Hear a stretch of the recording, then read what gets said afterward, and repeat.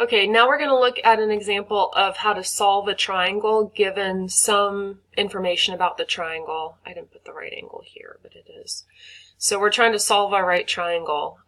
This is where we get away from sine, cosine, and tangent being defined as the x, the y, and the r, and we move into the sine is opposite over hypotenuse, cosine is adjacent over hypotenuse, and tangent is opposite over adjacent. We saw in the unit circle that it's all the same thing, but this version of it allows us to take a right triangle off of a graph and just look at it in whatever position it's sitting in. Okay, so we're going to talk about sine, cosine, and tangent in these terms right now. Okay, so what we're given that B is 72.1, so that's angle B. The capital letters are almost always the angles. And we're given that little a is 15.2, so that's this side across from A. Okay, so we have those two pieces of information and, of course, the right angle. And we want to solve the triangle. That means find all of the missing pieces. So we're trying to find little c, little b, and capital A, the angle. Okay, so you can do these in any order that you want. There's really no right or wrong, especially for these beginning ones. When we get into some of the other ones, you'll have to start somewhere. But for these, pretty much any order will do. If you want to get this angle first, you can. Remember that in a right triangle, since this one's 90 and they all add up to 180, these two angles will have to add up to 90.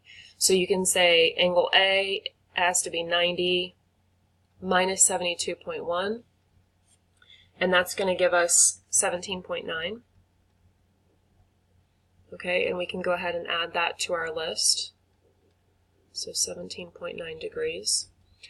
And we can go for either B or C now. Again, doesn't matter. So what we know, what we're given is standing right here. You could go from angle A since we found that, but in general it's probably a little bit better to go from the information that you're actually given, just in case you make a mistake somewhere. So from angle B, okay, we're trying to get side B and side C.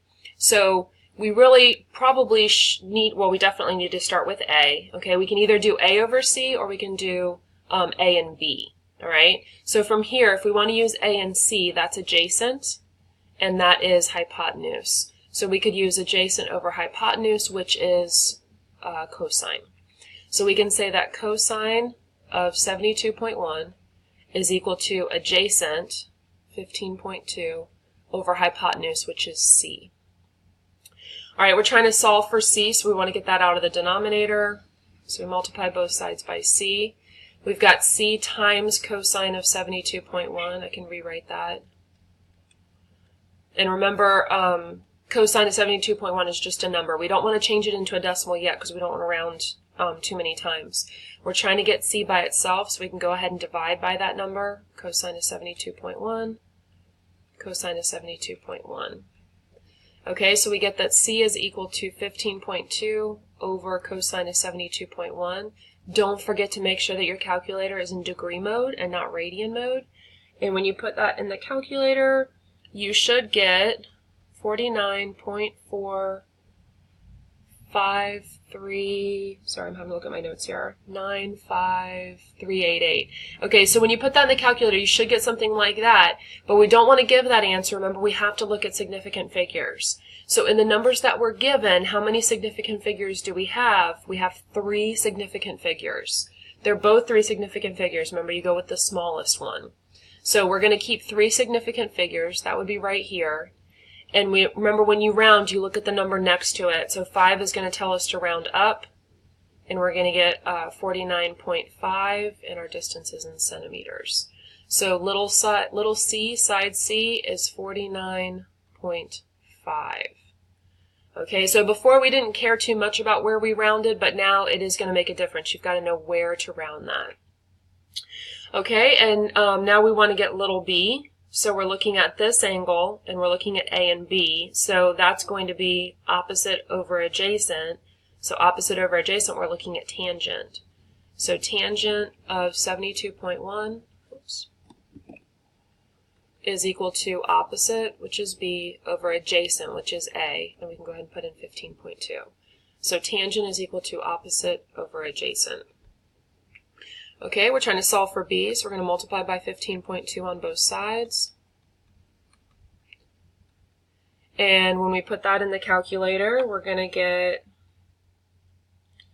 47.0601 and so on.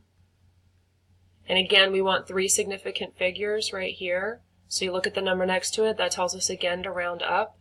And we're going to have 47.1 for B.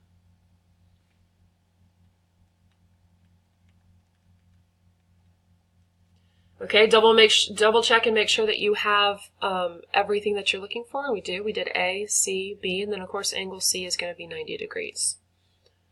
Okay, and that's it. You just go through and figure out from the angle that you're given which of these trig functions you're going to use to find the other sides. And then the other angle will be the difference from 90.